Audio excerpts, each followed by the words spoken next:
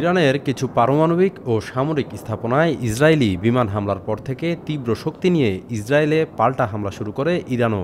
এমন অবস্থায় ইরানের আক্রমণে কার্যত বিপর্যস্ত ও দিশেহারা হয়ে পড়েছে ইসরায়েলের আকাশ প্রতিরক্ষা ব্যবস্থা বা আয়রন ডোম।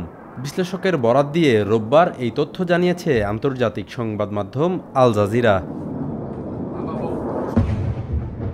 এদিকে নিজেদের যাত্রীবাহী বিমান দেশের বাইরে সরিয়ে নিচ্ছে ইসরায়েল।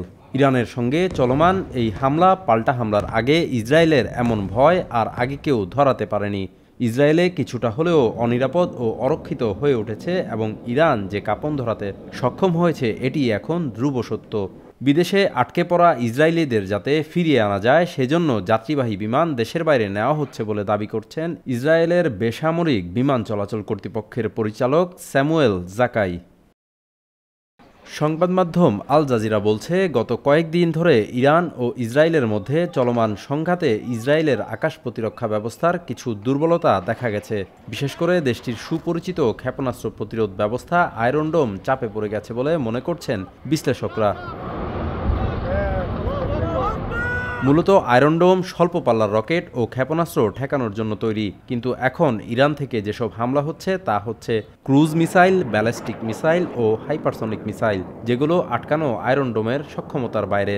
তবে ইসরায়েলের কাছে আরও উন্নত প্রতিরক্ষা ব্যবস্থাও রয়েছে, যেমন অ্যারো 1 এবং অ্যারো 3, যেগুলো প্রায় 100 কিলোমিটার উঁচুতে গিয়ে ক্ষেপণাস্ত্র ধ্বংস করতে পারে।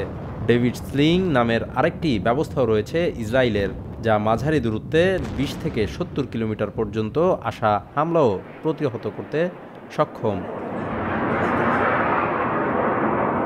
ইসরায়েলের এই প্রতিরক্ষা ব্যবস্থা অত্যন্ত উন্নত এবং সমন্বিত হলেও তা চরম মাত্রার হামলায় ভেঙে পড়েছে, যার উদাহরণ গত 48 ঘন্টায় দেখল বিশ্ববাসী। এদিকে ইরানি প্রেসিডেন্ট পেজেশকিয়ান ফার্সি প্রেসিডেন্টকে বলেছেন, ইসরায়েলের হামলা অব্যাহত থাকলে ইরান আলোচনার টেবিলে বসবে না। রোববারে নির্ধারিত যুক্তরাষ্ট্র ইরান পারমাণবিক আলোচনা বাতিলের ঘোষণা করার পরই ইরান এই কথা জানালো। ডেস্ক রিপোর্ট, আবির শিকদার, সদ্য সংবাদ।